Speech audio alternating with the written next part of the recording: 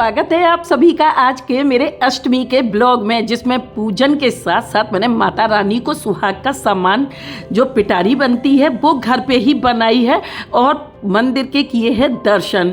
तो बहुत सारा काम हो जाता है। कुछ फ्रूट्स और मेवे के साथ आज मैंने माता रानी के हवन में बताशे का भोग तो रोज ही लगता है, लेकिन कुछ स्पेशल भी भोग दिया है और अपने लिए बनाया है कूटू का नाश्ता, क्योंकि बहुत ज़्यादा काम हो जाता है। लेट हो जाती हूँ मंदिर के दर्शन में और सेवादारी में। सेवा जो भी हो आगे आप देखें। यहाँ कूटू के आटे में मैंने एक उबला हुआ आलू ले लिया। ये नाश्ता पता है कितनी जल्दी बनता है कि अगर हमें बिल्कुल भी अपने लिए टाइम नहीं है ना, तो जो छोटे मोटे किचन के काम कर रहे हैं उसी के साथ अगर आपकी तैयारी पहले से की हुई है तो कूटू के आटे में एक उबला आलू ले लें। उबला आलू नहीं है तो कच्चा आलू भी कद्दूकस कर सकते हैं। 2 चम्मच ले लेंगे इसमें मूंगफली का ये दरदरा सा पाउडर और सेंधा नमक काली मिर्च के साथ हरी मिर्च ले लेंगे। थोड़ा सा दही और मलाई 1 चम्मच।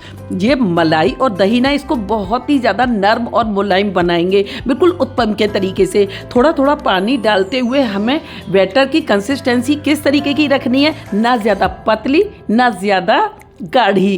क्यों? क्योंकि अगर पतला कर देंगे तो ये फैल जाएगा और पलटने में दिक्कत होगी। ज़्यादा गाढ़ा रखेंगे तो ये सॉफ्ट नहीं बनेगा और अंदर से कितना भी आप सेक लो कच्चा ही बना रहेगा। खैर आ गई मैं अपने नॉन स्टिक पैन पे और थोड़ा सा लिया है घी। जो लोग ज़्यादा ऑयली नहीं खाना चाहते हैं ना, उनके लिए बहुत बेस्ट है ये नाश्ता।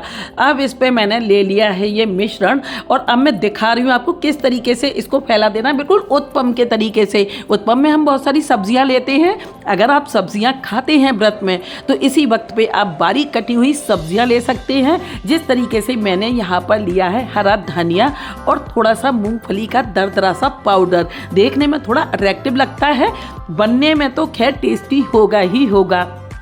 अब इसको सेकेंगे बहुत धीरे धीरे और इसके साथ ना किचन के हम बहुत सारे अपने काम कर लेंगे। तो जो आलस आता है ना कि अपना नाश्ता नहीं बना सकते, बस वो आलस यहाँ पे काम नहीं करेगा। आलसी लोग भी बना लेंगे इसको। अब यहाँ पर ऊपर से फिर से मैंने घी ले लिया देशी, क्योंकि इसको पलटने की बारी है। आज मैं आपको बिल्कुल रियलिटी दिखाऊंगी क्या गलती करते हैं। जैसे पराठा तो मैंने ये बना लिया बड़ा, अब छोटे से स्पैटुला से पलट रही हूँ, नतीजा चटक गया। तो यहाँ पर ये ध्यान ज़रूर से रखें। अब ये छोटा वाला है ना, खूब बढ़िया तरीके से सेका हुआ है, लेकिन फिर भी देखिए ये स्पैटुला की जो गलती की है ना मैंने, चटक गया। लेकिन यही कि यही ये संभल भी गया। और खस्ता कुरकुरा तो आप देख ही रहे हैं कि कितना है।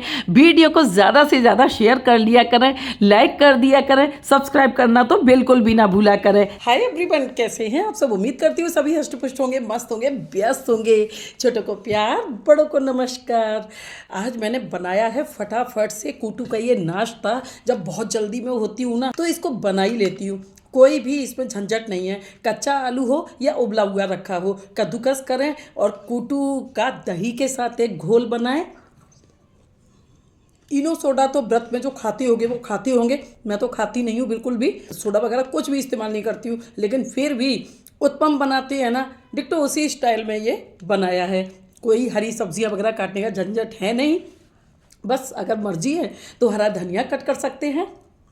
ऊपर से मूंगफली इस पर स्प्रिंकल की है, हरा धनिया। और मैं तो कहूँगी बिल्कुल सिंपल हो, बहुत टेस्टी लगता है। चाय के साथ, दही के साथ, जिसके भी साथ आप खाना चाहती हैं खा सकते हैं। थोड़ा सा हेडेक था, काम बहुत ज़्यादा हो जाता है, तो मैं इसको चाय के साथ ले रही हूँ। मैं नौमी वाले दिन भी कन्या पूजन करने के बाद भी व्रत नहीं खोलती हूँ। बहुत से लोग तुरंत ही खोल देते हैं, इसी के लिए बैठे रहते हैं कि कब हम कन्या पूजन करें उल्टा पुल्टा और तुरंत खा लें। क्योंकि रामनवमी है, राम जन्मोत्सव होता है, इसलिए शाम को विधि विधान से पूजन करके और राम मंदिर में दर्शन करके प्रसाद देके उसके बाद में अपना व्रत का जो नवरात्रि के 9 दिन व्रत होते हैं उनका पारण करती हूँ। आज लेकर के जा रही हूँ अष्टमी पे माता रानी का ये श्रृंगार बना के। हमारी तो औकात क्या है कि माता रानी को कुछ दे सकें, लेकिन सुहाग पिटारी चढ़ाई जाती है ना माता रानी को, तो बस घर की पूजा कर ली है और ये सुहाग पिटारी बना दी है। और नवमी पे होता है ना हमारे यहाँ कंजकाओं का पूजन, तो एक दिन पहले ही माता रानी को हमेशा से बचपन से जो देखा है ना, उसी विधि से मैं आज भी पूजन करती हूँ कि कन्याओं को निमंत्रण दे के भी आऊँगी साथी के साथ में। ये जो मैं दिखा रही हूँ ना आपको, वो ये दिखा रही हूँ कि ज़्यादा सस्ती भी नहीं, ज़्यादा महंगी भी नहीं। श्रृंगार की सामग्री ऐसी होनी चाहिए कि जो इस्तेमाल में आ सके। कुछ लोग ना ऐसे ले लेते हैं चीज़ें, जो पिटारी मिलती है ना उसमें चूड़ियाँ भी टूटी हुई होती हैं, पूरा सामान भी नहीं होता। यहाँ पूरे 16 श्रृंगार हैं इसमें।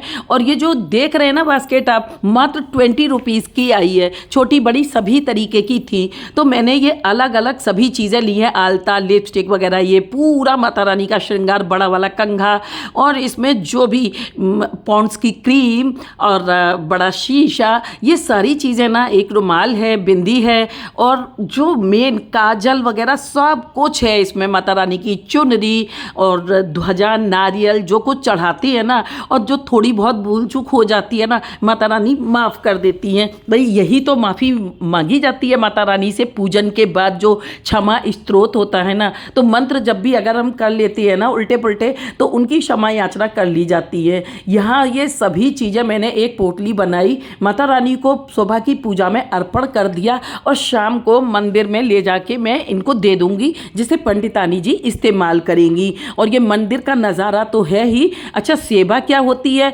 हम प्रसाद कोई घर से नहीं भी ले गए हैं, ये दंडवत लगाते हुए छोटे छोटे से बच्चे हैं, बड़े हैं, सभी हैं, तो काफ़ी दूर से आते हैं ना, तो थक के रेस्ट भी करते हैं, कुछ ठंडा भी होना चाहिए। तो सेवादारी में बस यही है कि मंदिर के दर्शन किए, और मंदिर पे भी यहाँ पर आज 56 भोग का प्रसाद लगा है। जिस किसी को भी अपनी कोई भी थाली देनी है, तो पुजारी जी से बात करके अपनी थाली उसमें रख सकता है। ये ज़रूरी नहीं है कि पूरे 56 भोग का प्रसाद कोई अकेला ही लगाए। और ये देखिए, जो भी दक्षिणा, दान, सब कुछ आप अपनी मर्जी के अनुसार कम से कम और ज़्यादा से ज़्यादा कर सकते हैं। तो यहाँ प्रसाद में मैंने भी अपना प्रसाद रखा। और जो गन्ने के जूस वाले भैया है ना, 40 रुपये लीटर देते हैं वो जूस। तो बस वहाँ पर जैसे ही देखा कि कुछ लोग रेस्ट कर रहे हैं या थके हुए हैं, क्योंकि परिक्रमा लेट के लगाते हैं ना, तो पसीने में लथपथ हो जाते हैं, तो बस चरण स्पर्श कर लिए। और सेवादारी में क्या है कि बस कुछ ठंडा पिला दिया। तो ये कहने सुनने की बातें नहीं होती हैं। ये देखिए, प्रसाद में इतनी सारी चीज़ें रखी हैं, ये तो माता रानी का प्रसाद लग गया। लेकिन यहाँ देखिए, ये लोट पीट करते हुए बच्चे, डांस करते हुए लोग थक गए, फिर बैठे हैं एक जगह पे। तो जब ऐसे लोगों को, यहाँ पे मैंने इन भैया को देखा, खूब बड़ा ड्रम, और पीछे ये इतने सारे पाउचेस रखे हुए हैं, सभी को दे रहे थे। ये यहाँ पे इन बच्चों की तबीयत ख़राब हो गई, तो ये सभी लोग सेवा ही कर रहे हैं, इनकी हवा वगैरह। तो मैंने भी ऐसी ही सेवा की है, और जितना बन पड़ता है ना, हमें करना चाहिए, बिना किसी भेदभाव के और बिना किसी गांठ को मन में रखे हुए। माता रानी इसी से प्रसन्न होती हैं और हमारे व्रत को सफल करती है। आज के ब्लॉग का करती हूँ मैं यहीं पे एंड। उम्मीद करती हूँ कि ये फटाफट से बनने वाला नाश्ता आप लोगों को पसंद आया होगा। अगर पसंद आए तो फटाफट से वीडियो को ज़्यादा से ज़्यादा शेयर करें, फ्रेंड्स, फैमिली, रिलेटिव सभी के साथ, वो भी बिल्कुल फ्री में। पहली बार आए हैं तो बेल आइकन को प्रेस करना बिल्कुल भी ना भूलें, जिससे वीडियो के नोटिफिकेशन फर्स्ट एंड फर्स्ट आपके सामने हो। हंसते रहें, हंसाते रहें, मस्त रहें, व्यस्त रहें, देखते रहें मेरे साथ क्रिएटिव नीलम को। Thanks for watching.